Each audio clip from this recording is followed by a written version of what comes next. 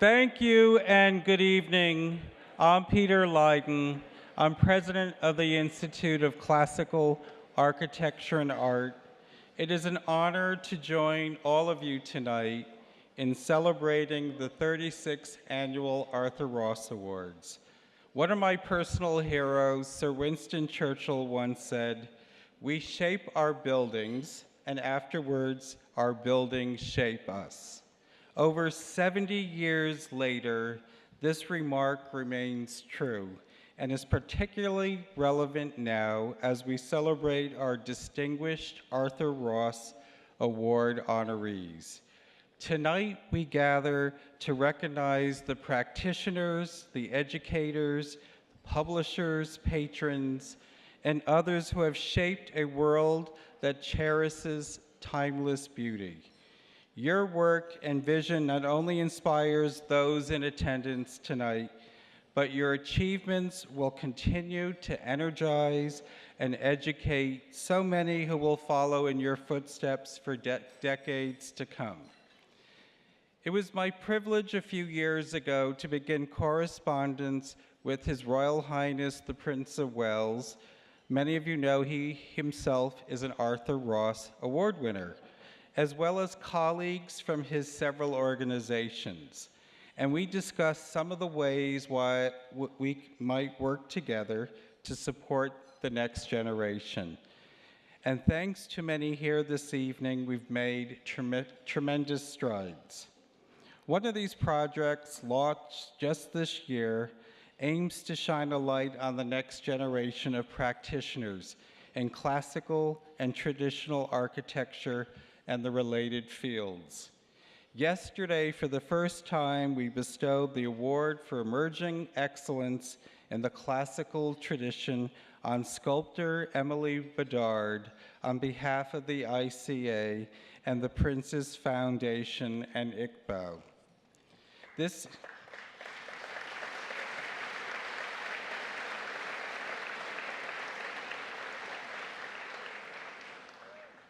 This evening's celebration, which honors each winner's body of work, is also the perfect occasion to applaud Emily, who has already achieved so much in her early stage of her career.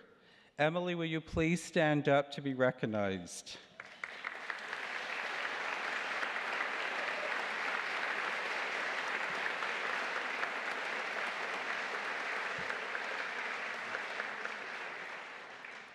Educating and inspiring future generations is at the core of the ICAA's mission. And without the support of everyone in this room, it wouldn't be possible, so we thank you so much. I am so pleased to announce that tonight we have raised the most in our history for this event, over $520,000, thanks to you all.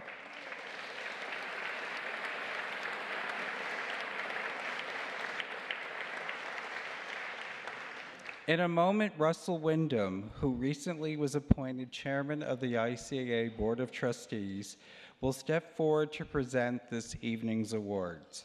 Russell is a founding partner of Curtis and Wyndham Architects, which received the Arthur Ross Award in Architecture in 1999.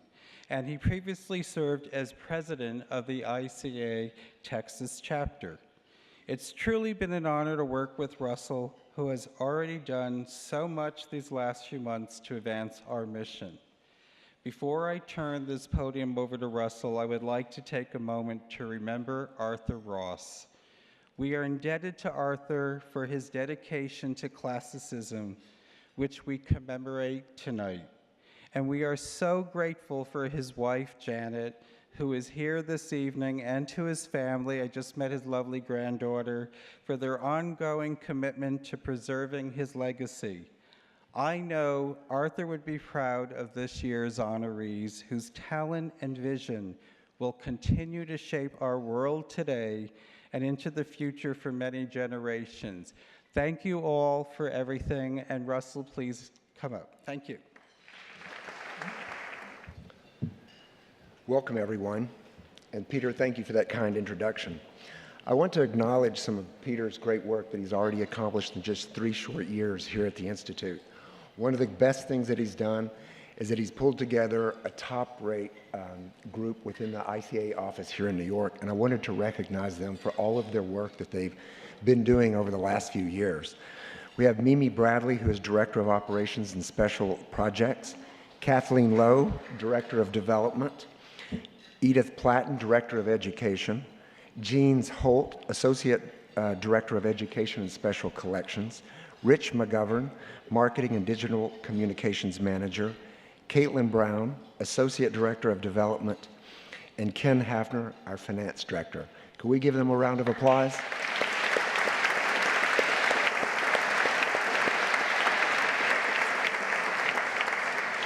I would like to thank all of you for your hard work and dedication. I came up here 2 hours ago and there wasn't anything here, so it's pretty amazing what they accomplished. We're grateful to our many generous sponsors who have made this evening possible. Mrs. Janet Ross, Peter Pennoyer Architects, Donadak Inc., and Tischler & Son Incorporated. Tonight's another step in the evolution of this grand event, whose original and continued purpose is to celebrate the importance of traditional and classical architecture.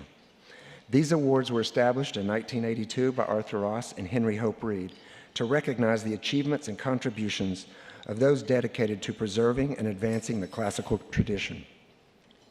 We have a number of special guests tonight, so I want to call your attention to those whose leadership and commitment have made this evening possible.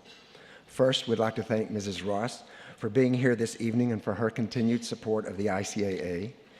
We're privileged to have her serve as honorary co-chair tonight, along with Ambassador Vanderhoovel, and this ICAA's own trustee, Suzanne Santry, who has done so much to establish this event's elegant legacy.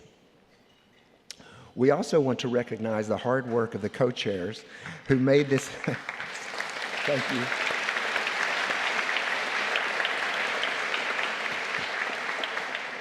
We also want to recognize the hard work of the co-chairs who made this evening such a success. Bunny Williams, Suzanne Tucker, and Gil Schaefer. I can't quite see you for the lights.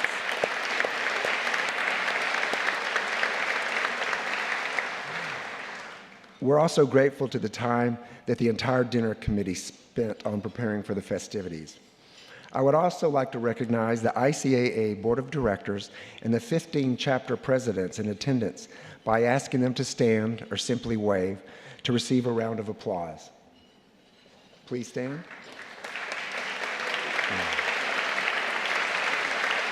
Last but certainly not least, I want to thank all of you in attendance for supporting this special occasion, which is also a fundraising event that is critical to the ICAA's mission. So thank you for being here. This year we have 7 awards, Arthur Ross Award winners, as well as 1 Board of Directors Award. Before we introduce the winners, I would like to identify and thank our jury. Andrew Skirman, who practices in San Francisco, has been on the Ross jury in prior years, as well as other ICAA award programs. This year he served as the jury chair. Stanley Dixon, founder of D. Stanley Dixon Architects in Atlanta. Philip Liederbach, one of the founders of the Chicago architecture firm Liederbach and Graham. Barbara Salick, who recently stepped down from our board after serving 13 years and having helped guide the organization through several key periods. Barbara was one of the 2 founders of Waterworks and is now its creative director. And John Sebastian, who runs his 2nd-generation family construction business in Dallas and Houston. Thank you all for your generous commitment of time and expertise.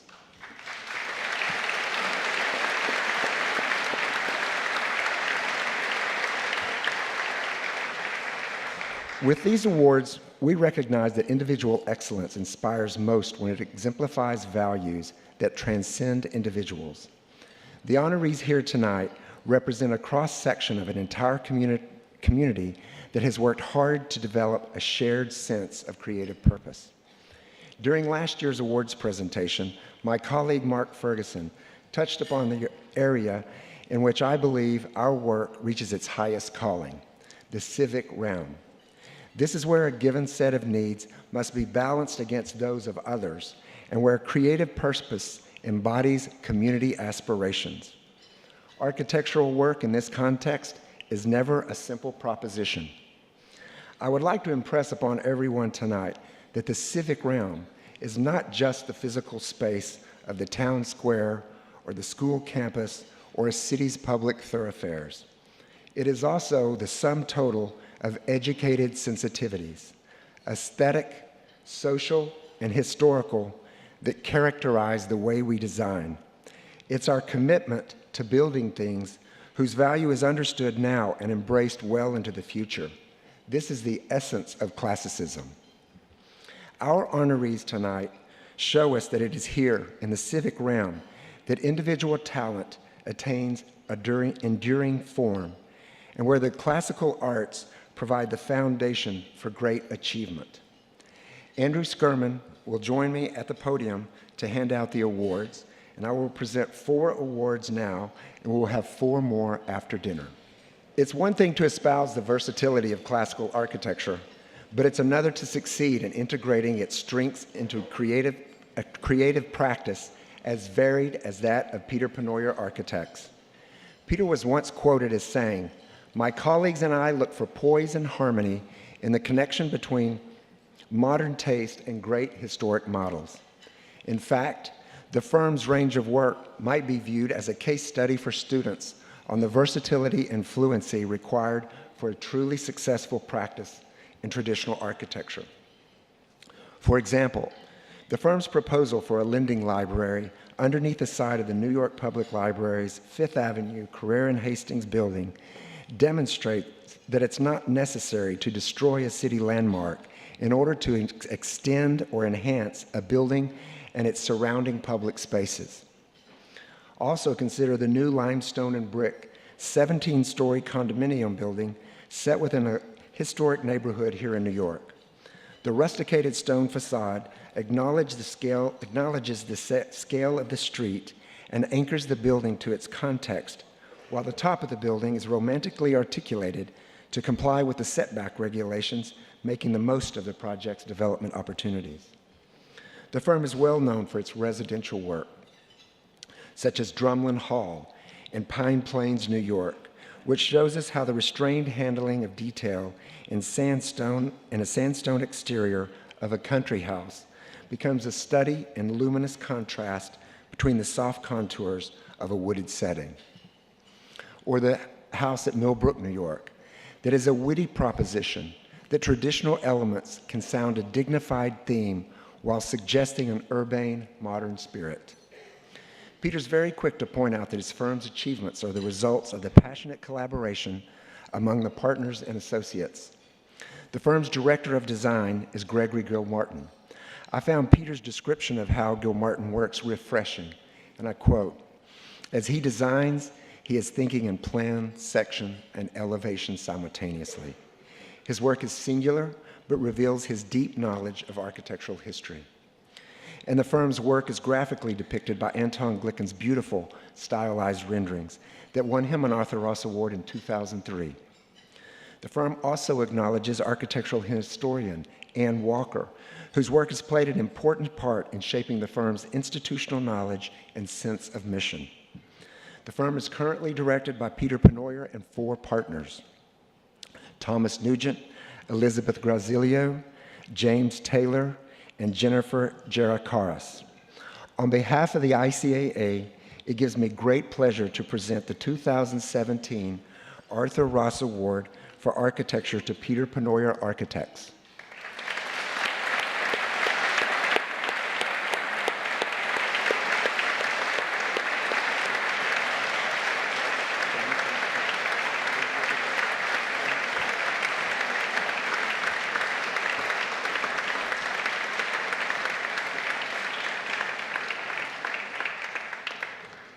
Thank you, Russell, for your kind words, and thank you, Andy, who I saw as soon as you were chairman, things turned around for us. Thank you. We're really, all of us at my firm, every single one of us, honored tonight. And being recognized in this way and sharing this moment with so many esteemed colleagues, so many wonderful architects and builders and patrons and journalists, really makes this a momentous event in our careers. Thank you. I also think that Henry Hope Reed would be astonished and delighted to see how this movement has blossomed. It was very, very small when he was the steward, but it was important. And there are now 15 chapters, apparently. I didn't even know it had grown that far. So I think this is really astonishing. In our own work, and I think many architects know this, we face headwinds every day. But being recognized and winning this award makes us feel in some way, in some small way, that our work, our efforts, go towards the battle towards beauty, which I think epitomizes classicism. Thank you.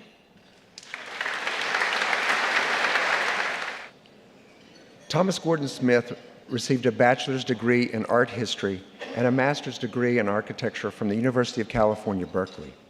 He won the Rome Prize in Architecture in 1979, and this period of activity resulted in his facade and exhibition on the Strada Novissima at the 1980 Venice Biennale.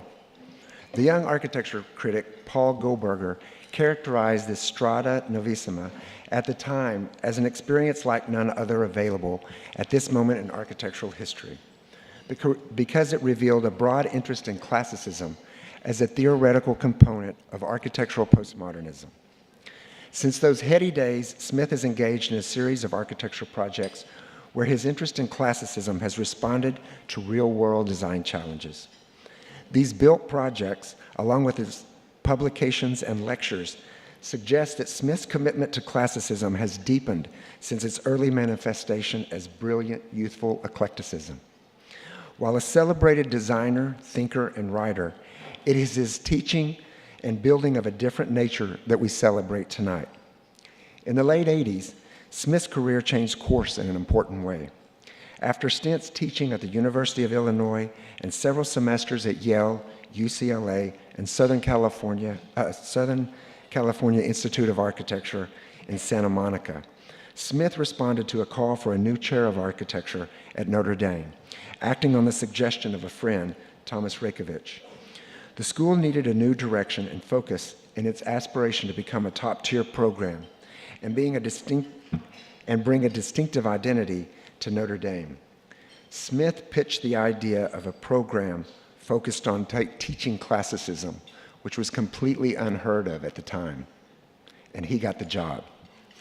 The School of Architecture at the time was a department within the College of Engineering. Early in his tenure as chair, Smith recognized that the school was not able to flourish under these conditions. A wave of departures of architecture schools from their engineering school homes at other institutions, as well as Smith's instincts, gave credence to a move of independence from the College of Engineering. With the blessing of the university's administration and the dean of the College of Engineering, the School of Architecture became a standalone unit within the university. To get the program off of the ground, Smith brought along Dennis Dorden and Duncan Stroik, last year's Arthur Ross Award winner for architecture, in his second year as chair of the school.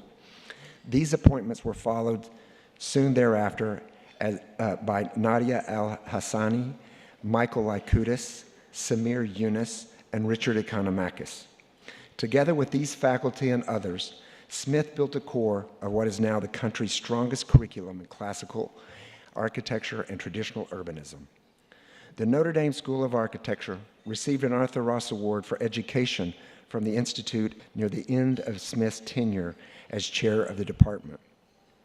Tonight, the 2017 award is given to Thomas personally, because the ensuing 2 decades have, if anything, underscored the significance of Smith's achievement at Notre Dame. To give you one small data point, last month, as in most years at Notre Dame recruiting fair, there were more than 65 firms in attendance to recruit less than 40 students. In presenting this year's Arthur Ross Award, I also want to convey particular warm congratulations from Notre Dame's current dean, Michael Lykoudis, who wished he could be here tonight. But as Thomas knows, it's thesis weekend at Notre Dame. Please welcome Thomas Gordon Smith to the podium to receive the 2017 Arthur Ross for Education.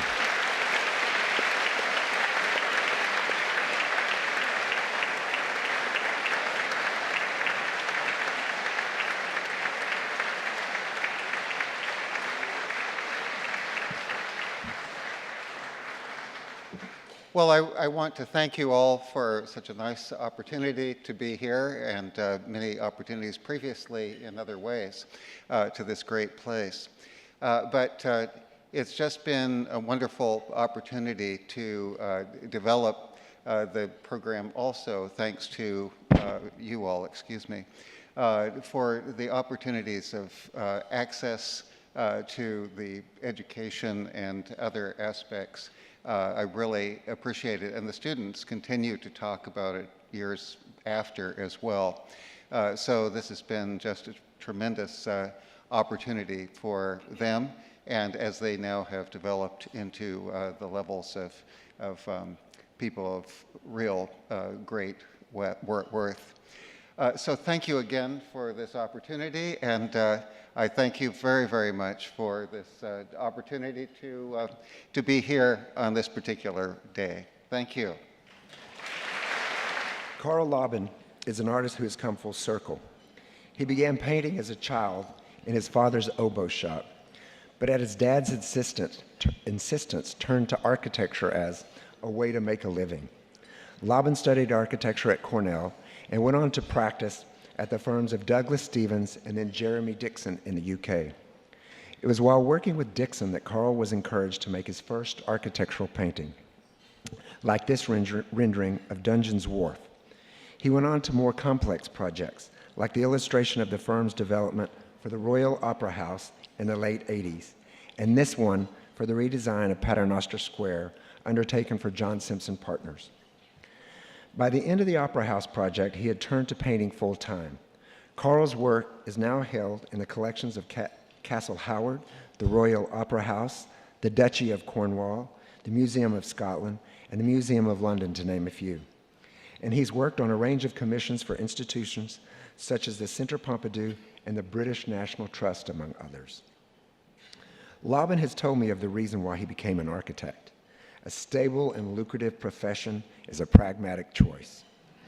So, why does the architect become a painter? If we look back on the great English architects of the last few centuries, we're reminded that the separation between the spheres of architects and artists was not as great as it is today. Architects were often accomplished draftsmen and motivated by their subject matter to draw or paint for its own sake.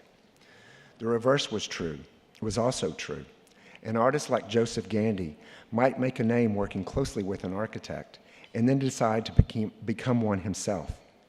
We also know that the creative depiction of architectural forms in easel paintings took on a life of its own during this period. Every bit of this history informs the work of Karl Laubin. For example, he might imagine a building as a place it will become in the future, its surfaces tinged by wind and weather. Such an image is, in fact, a direct descendant of the 18th century fascination with ruins, of the inspired skill, say, of Piranesi's renderings of the great Doric wrecks of Paestum. In both situations, the challenge is the same. The artist must try to give us the emotional and aesthetic benefits of a concrete experience. He must answer the question, what does it feel like to experience the architectural form? Laubin is perhaps best known for his series of architectural capricci. Here, the rigor of the historian is a foil for breathtaking virtuosity. Karl's pictures are greater than the sum of their parts. In paintings like Van Bro's Castles or Van Bro's Fields, Laubin not only dazzles his viewers with luminous detail, he inspires in them a sense of awe. On behalf of the ICAA, it is my very great pleasure to present Mr. Laubin the 2017 Arthur Ross Award for Fine Art.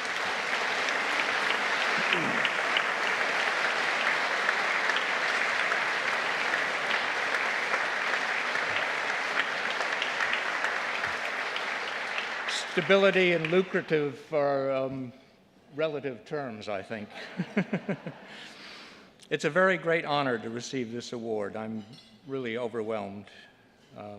It's encouraging to me to know that the enthusiasm that lies behind the work that I do has been shared, and I thank you, because sharing enthusiasm is what I believe art is about. I feel very privileged to be able to earn my living painting, especially painting capricci, where I step briefly out of my own time to inhabit another age and another person's thoughts. A great deal of research goes into my capriccio paintings before I can actually start painting. And I have tried to share that research and my process of making a painting on my website, as the many discoveries that go into a work can quickly be forgotten. I've found that drawing up the œuvre complète of an architect by hand, as I do for my capricci, is by far the best way to understand the extent of their work and what makes it unique. There's no better way to look closely at architecture than by drawing it.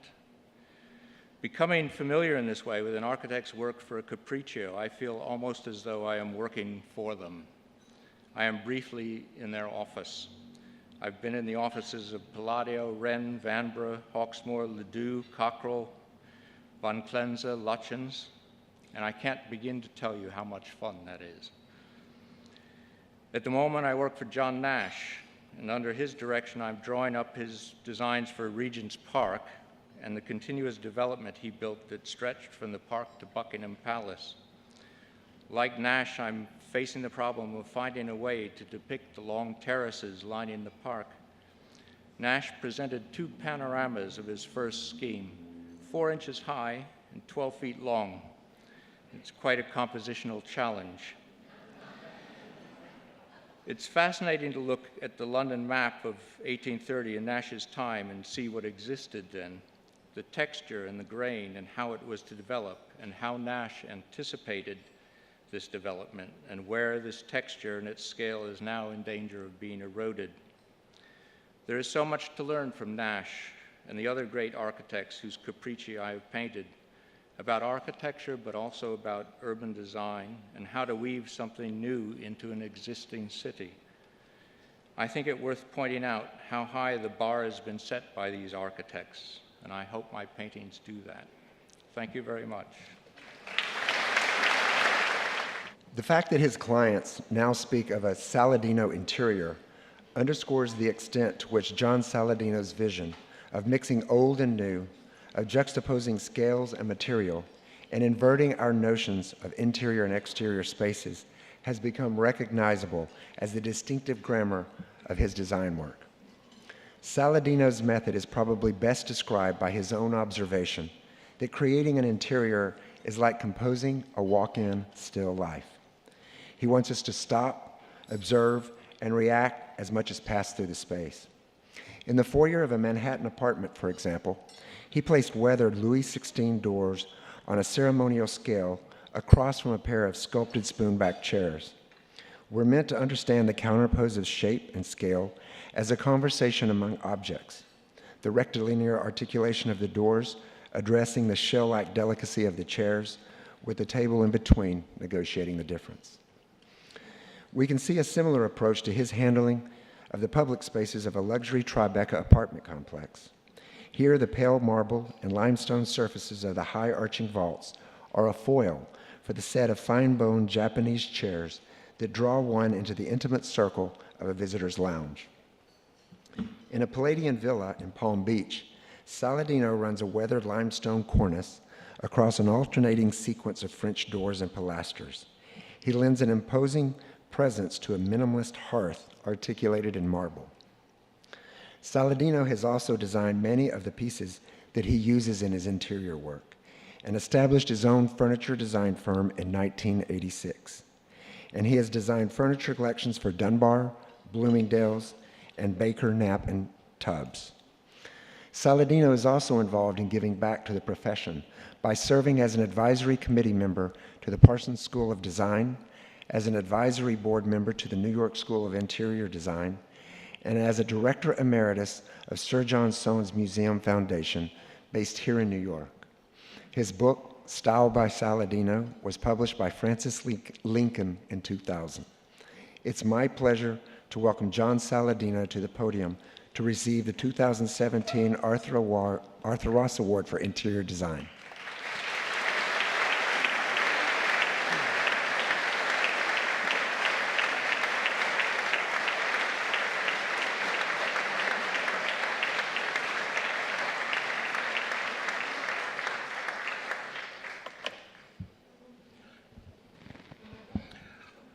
About a month ago, I received another award, and I thanked Bunny Williams, who was presenting, for my early obituary. And I will say it again this evening.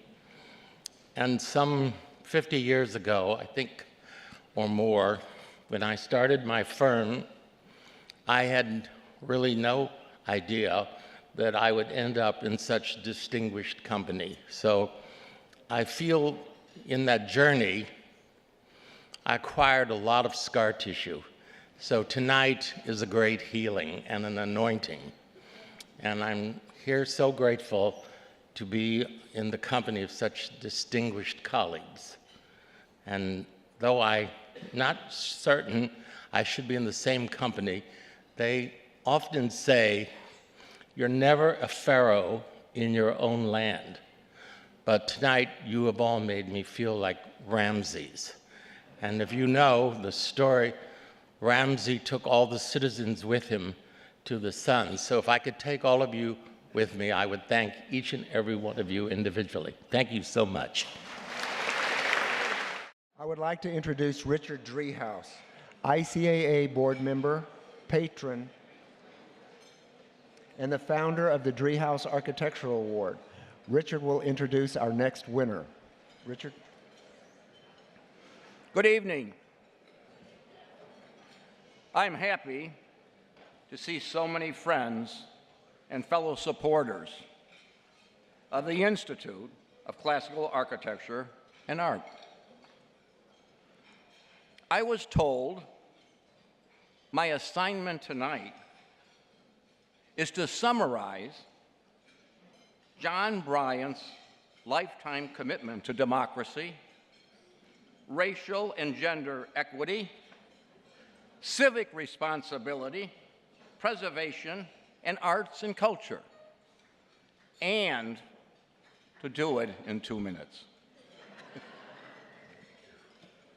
Ladies and gentlemen, this assignment is not humanly possible because John is a consummate citizen and a prodigious patron of the arts. He arrived in Chicago more than 40 years ago from West Point, Mississippi, to become the leader of one of America's most trusted and recognized corporate boards, Sara Lee. It didn't take long, however, before John emerged as a civic and cultural leader, as well as a proponent of corporate responsibility. With purposeful drive and powerful persuasion, he has taken on some of Chicago's most challenging cultural initiatives. To name only a few, he led efforts to restore and save Mies van der Rohe's Farnsworth House, Chicago's Orchestra Hall, and the Civic Opera buildings. And he's currently working to restore the Governor's Mansion in Springfield, Illinois. Equally important, John has been at the helm in the creation of new assets in Chicago, most notably the enormously successful Millennium Park, the new wing of the Art Institute of Chicago. His capacity for fundraising is admired and emulated by others. John is also a collector's collector, whose objects are often at view at museums around the world. At Crabtree Farm, on the shore of Lake Michigan in Lake Bluff, Illinois, just north of Chicago, he restored an assembly of dairy farms designed by Solon Beeman, built in 1911. The barns, with a total of 20,000 square feet of interior space, now display in his renowned collection of American and English arts, craft furniture, and decorative arts. It's a magical place where each building serves as a house museum and objects are contextualized. His home on the adjoining property is a 1926 colonial revival masterpiece by architect David Elder, which he also lovingly restored. He and his wife, Novelle, live with the museum-quality collection of the 16th, 17th, and 18th centuries, English furniture, and decorative arts. Simply stated, John is a person without peer. What sets him apart? His astonishing record of transforming aspiration into action. With each undertaking, he has added immeasurably to the rich and textured cultural vitality that defines Chicago. We are deeply in his debt. It gives me great pleasure to invite my good friend and fellow Chicagoan, John Bryan, to the stage to receive the Patronage Award. John?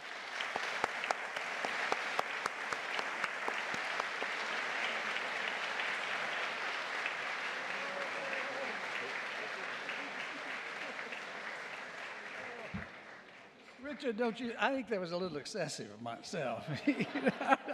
A little too long and quite excessive, but and that's okay. This is a very impressive place to be and a very impressive organization you have here. I'm quite honored to receive this award tonight, and I'm particularly honored that I received the award from my great friend and Richard DRIEHAUS. Richard is a legendary, all-time great philanthropist in Chicago, and he is a monumental treasure for our city, as you can imagine.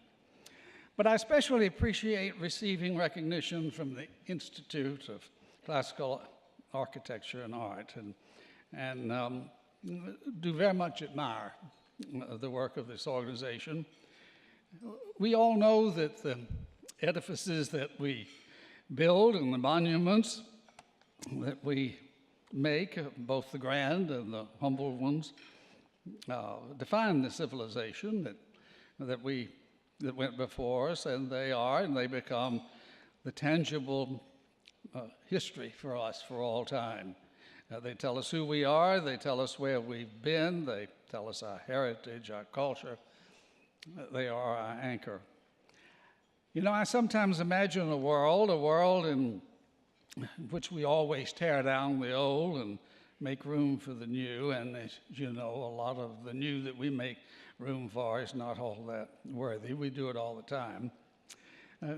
You think about it, a place where there are no buildings and structures from the past or links with the past.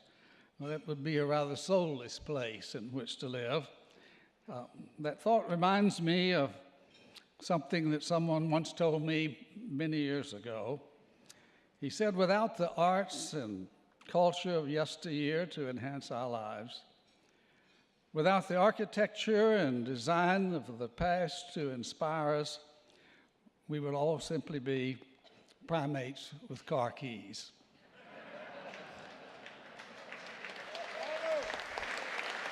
I ask you to think about that, and while you do, be grateful for the work of the Institute of Classical Art, Architecture and Art. Thank you.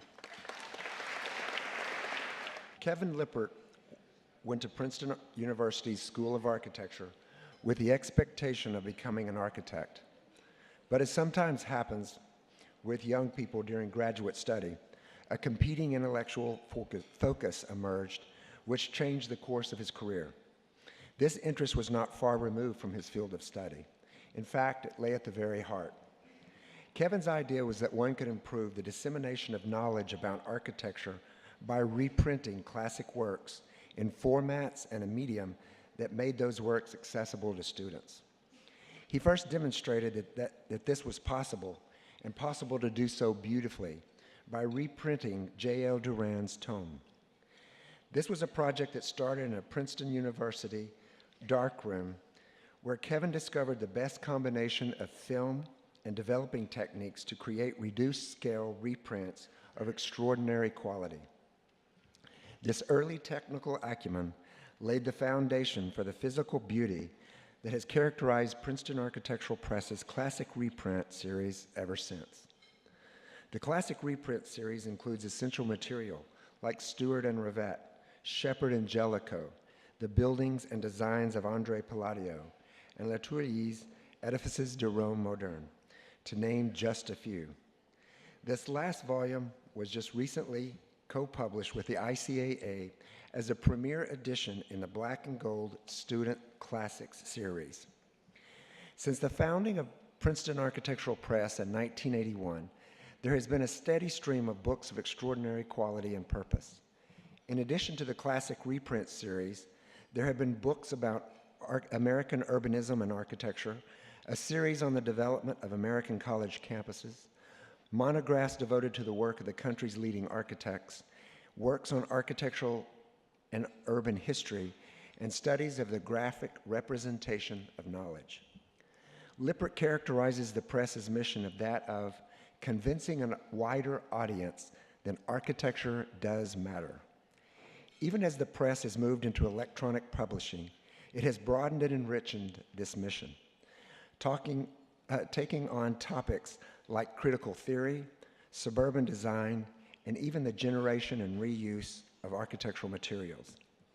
When we survey this 35-year history of publications, we find that it constitutes more than a collective assertion that architecture does matter.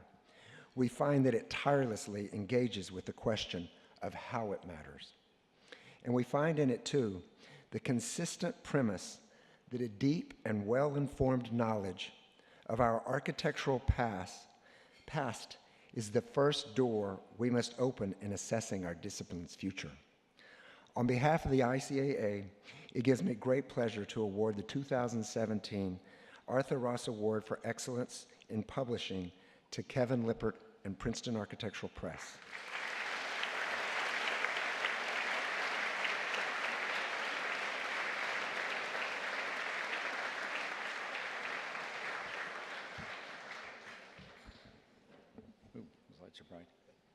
Holy cow, look at this place. I'm worried you're going to get the wrong idea about architectural publishing. We had the nice event yesterday, and then we had this spectacular dinner with a very glamorous crowd.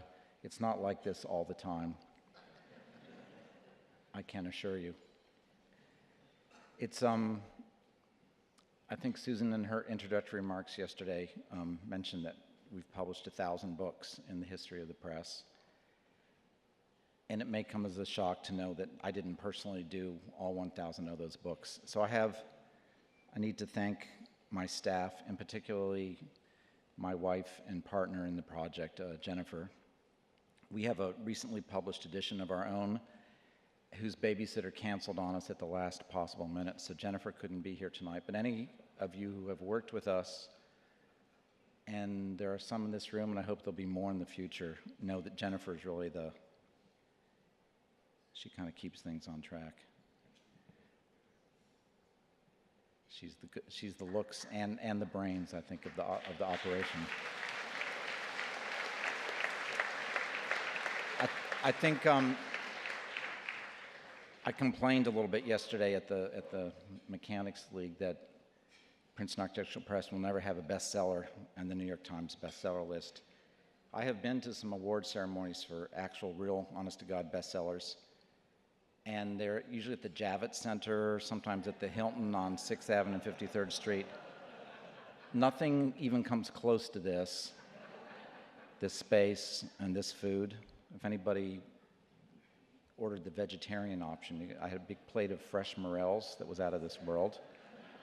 And the wine is really good. So it's a real pleasure. People sometimes say, well, gee, do you ever miss giving up what was it? The lucrative and certain career of architecture for publishing books on paper and trying to sell those to architects. But when I look at this tonight, the answer is absolutely not. And I'm really thrilled to receive this award and to work with the ICAA, and I hope there's a lot more in the future that we'll do together. Thank you very much. Stephen Byrns' involvement with Untermeyer Gardens in Yonkers, New York, is a story of haunting and of love. He first came to know the gardens while living in Yonkers and working as an architect in the New York architecture firm BKSK, which he co-founded. The grounds were the vestige of an estate known as Greystone that had once belonged to the former governor of New York and Democratic presidential candidate Samuel Tilden. The estate was purchased in 1899 by Samuel Untermeyer, a wealthy lawyer and philanthropist who was passionately interested in horticulture and conceived the idea of designing and building an extensive garden.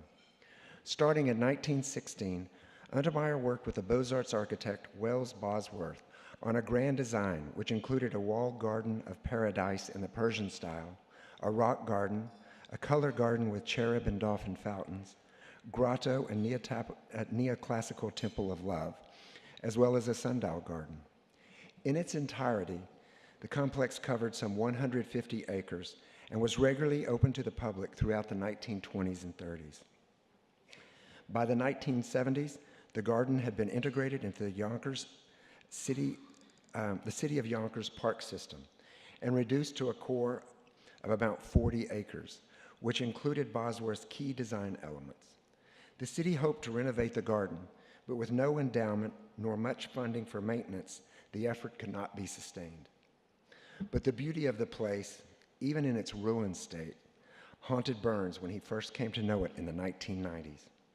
Then in 2010, a friend from Yonkers reported that the garden's cherub and dolphin fountain had been made to work again.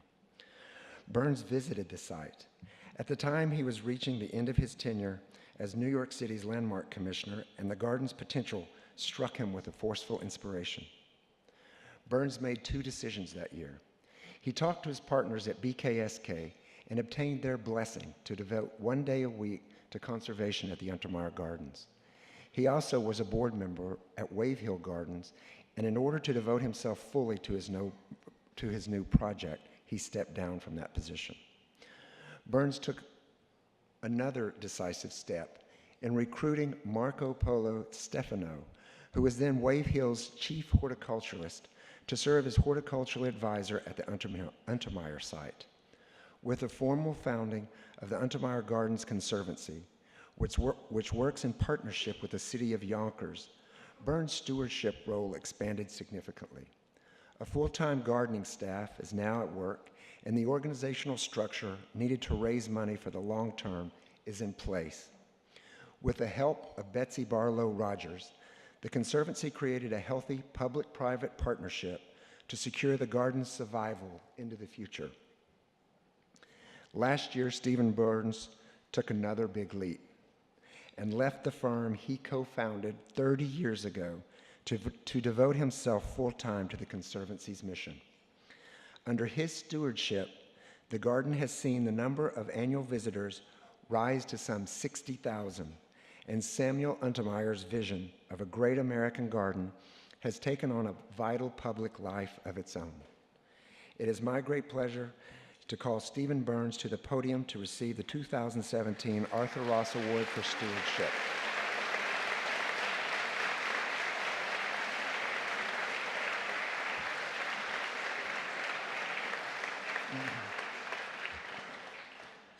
It's funny how life works.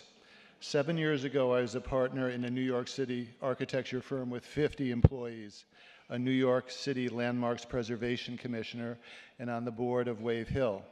A chance conversation led me to rediscover a sad sack garden in Yonkers and start the Untermeyer Gardens Conservancy, which gradually took over my life. As a boy, even though raised as an Episcopalian, I was always interested in other religions. In high school, I discovered gardening. In fact, yesterday, my mother reminded me to clean my fingernails for tonight's dinner. At Princeton, I majored in history and wrote my thesis on the architect William Butterfield and the High Church movement in Victorian England. I decided to become an architect, attending Columbia about the same time as Peter Pennoyer, with Bob Stern as one of my teachers. Little did I know that Untermeyer Gardens would satisfy all of these interests. Its grand scale, monumental architecture, and magnificent setting are visually compelling. But who knew that it was a Persian garden based on the Garden of Eden, or that Samuel Untermeyer, a Jew married to a Christian in 1883, was called Hitler's bitterest foe by the international press in the 1930s. Suddenly, this became a compelling project, digging up a lost civilization like Pompeii and simultaneously learning major lessons of history in the life of Samuel Untermeyer, whose mansion on Fifth Avenue was catty-corner from the University Club here. With the initial guidance of Marco Polo Stufano, arguably the dean of American horticulture today, and the daily heroic efforts of Timothy Tillman, our head gardener, great progress is being made. Unfortunately, our gardeners could not be present here tonight because it is past their bedtime. I daily observe a sea of humanity passing through our gates of paradise. Orthodox Jews, Muslims, Indians, even Christians. 2 days ago, Her Imperial Majesty Empress Farah Pahlavi came for a visit. These people are discovering Untermeyer Gardens and finding a piece of themselves in it. Nothing could give me greater pleasure than to see this garden become a symbol of harmony among diverse cultures, and to think of this garden as a garden for the world. I want to thank the ICAA very much from the bottom of my heart for this honor. So we have one more award to go, and certainly not the least. Norman Askins' career is an example of how a single individual can serve a lifeline in the transmission of skills and cultural knowledge to a new generation. As Askins went through his own architectural training at a time when modernist theory and practice had all but decimated classical training and higher education. At Georgia Tech in the mid-60s, for example, Askins was lucky to find an advisor, Paul Heffernan, who had attended the École des Beaux-Arts and who admired the rigor of its training. That this man was also dean of the School of Architecture meant that he could protect Askins when the latter came out with his thesis project, a courthouse in a traditional style, for which the architecture faculty initially intended to fail him. Tonight, we're all glad that Heffernan intervened. Askins' experience at Georgia Tech led him to think that he should pursue a career in historic preservation. He completed a master's in architectural history at UVA and immersed himself in the domestic architecture of the Virginia Piedmont, analyzing and measuring old houses in the region in a 2-year program of wide-ranging independent exploration. After graduating from UVA, he spent 4 years as an architect and architectural historian at Colonial Williamsburg, where he studied early building technology and the philosophy of restoration. He also undertook a special project to redesign parts of the interior of the executive wing of the White House.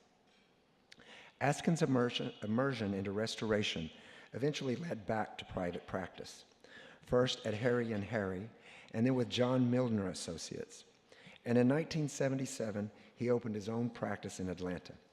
The firm quickly established itself as an important link to the earlier mid-century work of Philip Schutze, who was immersed in European classicism and taught younger architects largely within the context of private practice. In the United States, this importance of this handing down of knowledge cannot be overstated. Until as late as 1990, it was the only way young architects could be exposed to and trained in the uses of traditional design and architecture. Askins' commitment to teaching within a successful private practice has made his firm a regional force in the propagation of architectural classicism. The depth of his background in restoration, acquired largely outside the halls of academe, has meant that young architects who have come through his office have understood classicism not merely as a vocabulary of style, but as a cohesive method of design and construction. From Askins' firm alone, some 18 former employees have gone on to found their own firms. Please join me in welcoming Norman Askins to the podium to receive the 2017 Board of Directors Award.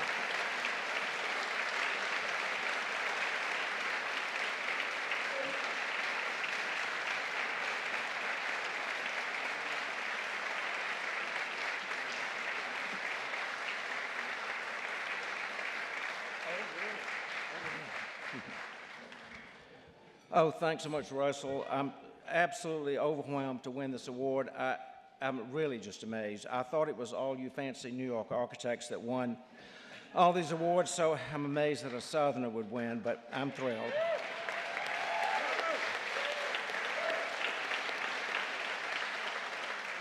But I did do my research, and I found out that over the past 38 years that several Southern architects have won Arthur Ross Awards, which felt like I was in very good company. And you know, actually the first winner, the very first winner was Philip Schuetze, the famed Atlanta architect who was, I think, one of the great architects of the 20th century, and an amazing person. And the second winner was also from Georgia, but of Albany, Georgia, which is a small town in South Georgia, and his name was Edward Vason Jones. Not as well known, but he did do those amazing rooms in Washington, the what are they called? State Department rooms, I couldn't think. And they are absolutely fantastic. He's a fantastic architect too. But so I had an amazing career path, totally different from the architects today, these young guys that have all this wonderful training. I'm so jealous. But so mine was that of going to Georgia Tech, being a student, and trying to do as well as I can. So I soon wanted to have a mentor. And so obviously, in living in Atlanta and going to school in Atlanta, I had Philip Schuetze, who was still very much alive, even though he was so undervalued and kind of forgotten, actually, to tell you the truth, by the middle 60s, which is hard to imagine, but it's true. So I would call him up and I would say, oh, can I have a meeting with you? I'd love to meet you, and I would talk about classical architecture. And I would go down to his office. It was this little one-room deal, and he was there reading The Connoisseur, Country Life, and Apollo magazines. That's all and he didn't have any work, and hadn't had any work for years. So I would tell him what my ambition was, and he said, oh, well, you go to a modernist school, there's no hope for you. he, in so many words, that's what he would say. But he was polite, but no interest whatsoever in me.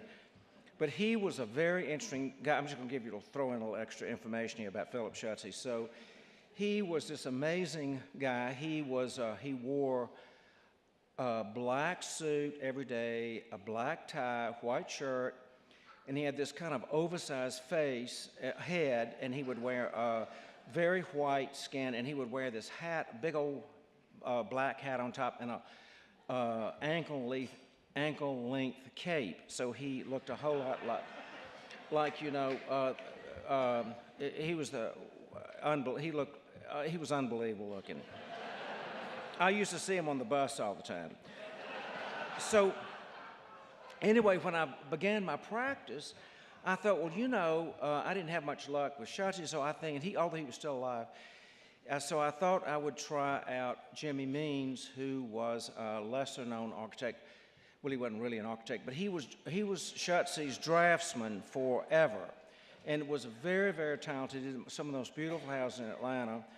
So anyway, I got a friend of mine had us for lunch, and he was totally receptive to being, to help me any way he could. What can I do for you? I'll tell you sources. I'll be happy to help you out any way I can. So I thought, oh my God, isn't this great?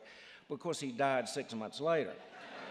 So, all of a sudden I was literally on my own, because there was nobody in Atlanta, that was even remotely interested in classical architecture. Well, I mean, there were a few people, not many. But that's not really all bad at the end of the story. So I just did what people used to do. I just did it myself. And so fortunately, I had accumulated by then. It was accumulating a pretty good library. And then then when I could afford it, I had had a few employees, and they would come. And so I took great joy in kind of teaching these architects, doing what I never received, teaching them how to do classical architecture. But I did it the way the little teaching I got was not to give them, just hand it to them on a silver platter. I would make them work for it. I would give them ideas and say, okay, you go figure it out. I'm not going to tell you what to do. And, it really worked well. Once you have to do it yourself, you never forget, which is really true. Then I had all those great guys, that caught on immediately. Then you had those that, didn't really ever catch on. You know about those. I mean, they just didn't get it. So, but the good news is I had a wonderful go for 40 years. I have had so far, I'm not over yet, 40-year go of having these wonderful students.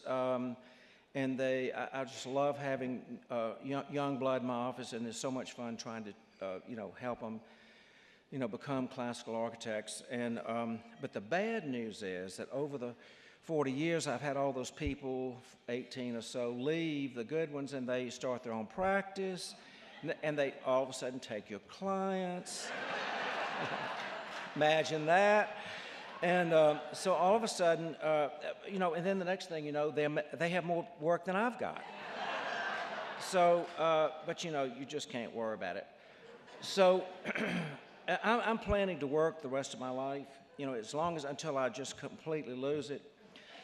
So I found out that, interestingly enough, that Schutze's, when he was getting older, and he died, I think, in the mid-'80s, when he was getting older, I understand that his doctor had told him as he was getting old and a little feeble, he said, okay, no more. You can only have one drink a day, and you can only have one piece of chocolate a day.